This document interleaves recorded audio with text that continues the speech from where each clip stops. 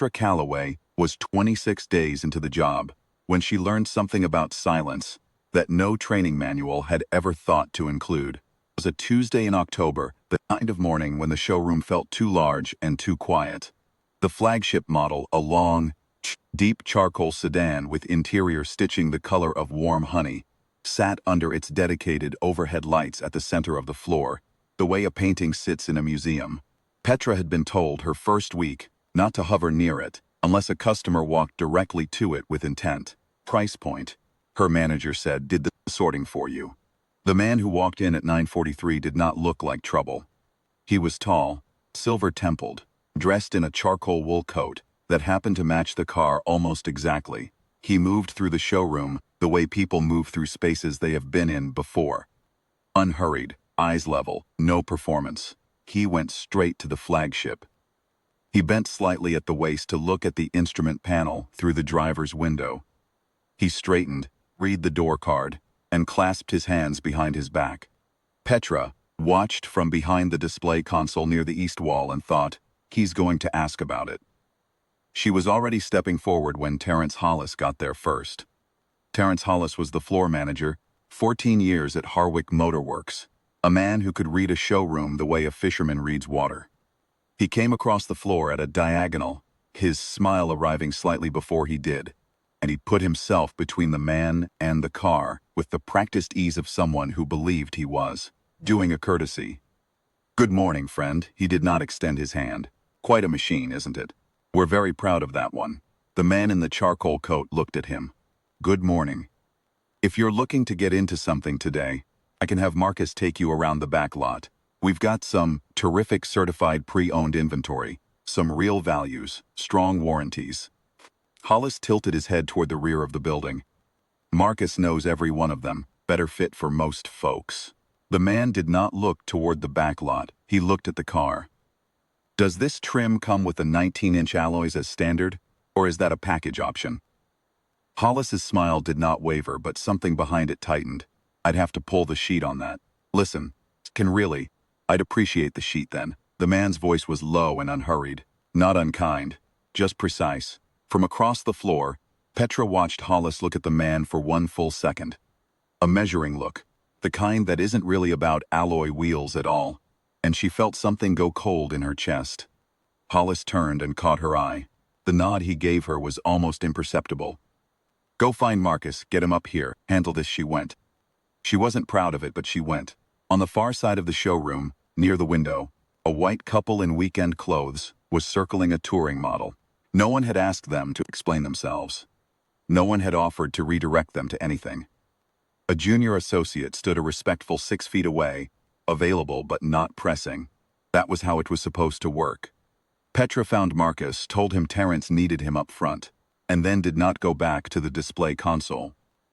She stayed in the corridor near the service entrance, where she could see the floor through the glass partition, and she watched. Marcus was 22 and eager, and had not yet learned entirely what he was being used for in this moment. He walked up to the man at the flagship and began his pitch for the rear inventory. Low mileage, dealer serviced, some of them barely a year off the original purchase. His voice was friendly and genuine. The man in the charcoal coat listened to all of it. He let Marcus finish, then he said quietly, "Thank you, Marcus. I'll stay here." Marcus blinked. "Course. Absolutely. Can I? Is there anything I can answer about this particular vehicle?" "Terrence was going to pull the trim sheet for me." Marcus nodded uncertainly and retreated toward the manager's station. Hollis had moved to the reception desk, the way a man moves when he wants to appear busy. He watched Marcus cross the floor toward him, and his jaw shifted slightly. He picked up the desk phone. Petra didn't know who he called. She only knew that in the 2 minutes that followed, nothing happened. The man at the flagship stood where he was. He ran 2 fingers along the top edge of the driver's door, feeling the seam, approached, and looked at the wheel well.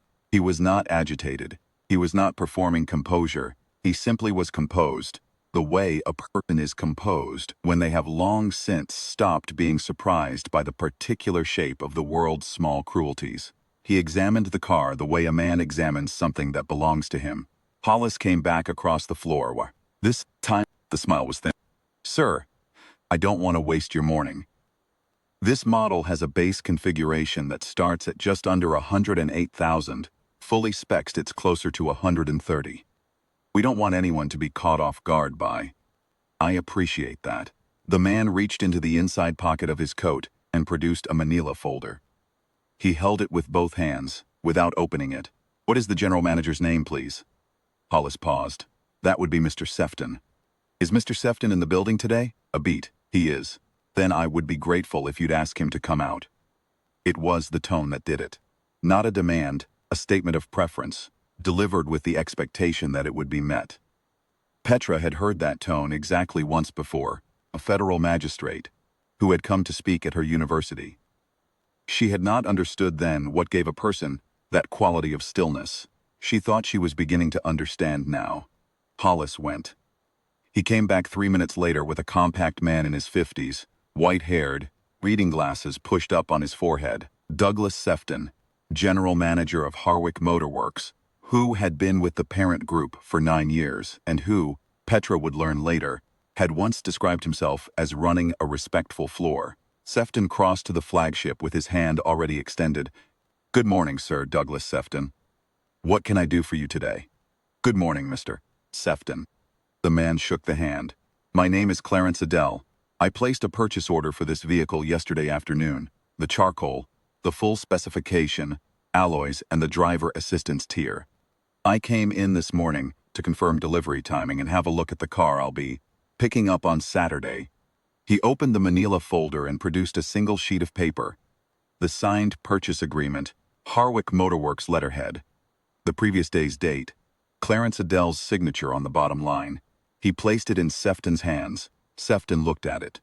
His face moved through several things quickly.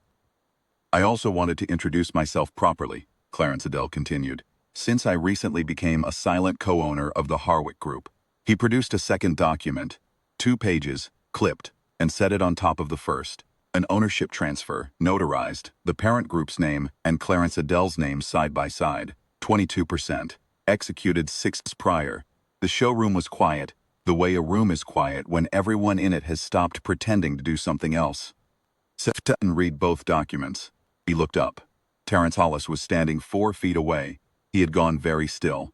Mr. Hollis, Sefton said, and his voice had none of the warmth it had carried 30 seconds earlier. Please go to my office and wait for me.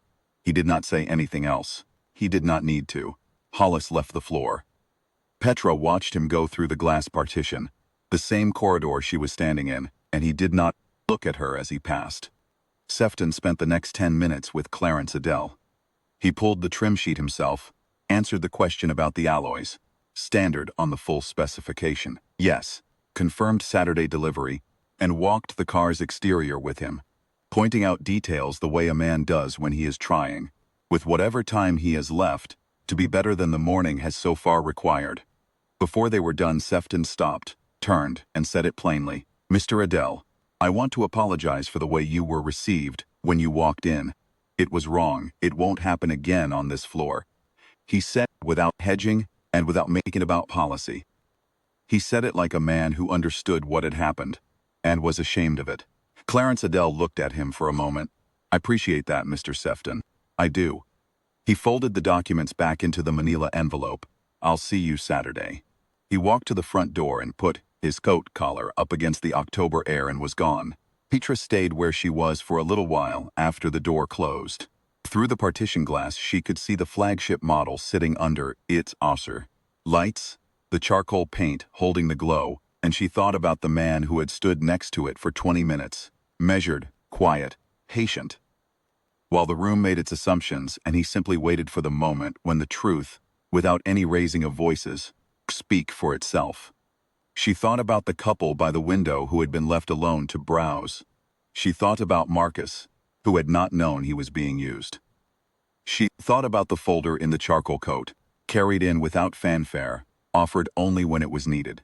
She had almost gone back to the display console. She had almost looked away. Terence Hollis was placed on administrative review that afternoon. The parent group's regional director called Harwick Motor Works before close of business. By the following Monday, a formal customer treatment audit, had been opened across all 3 Harwick locations. Clarence Adele picked up a car on Saturday morning. It was a clear day. The charcoal paint looked even better in actual light than it had under the showroom's careful lamps. And Petra, too, who had stayed at Harwick because she decided she owed herself the chance to do the job right, watched through the plate glass window as he walked around it once, took the key and drove it out into the morning. Without a single backward glance, he had known, the whole time, exactly who he was. He had simply been waiting for the room to catch up.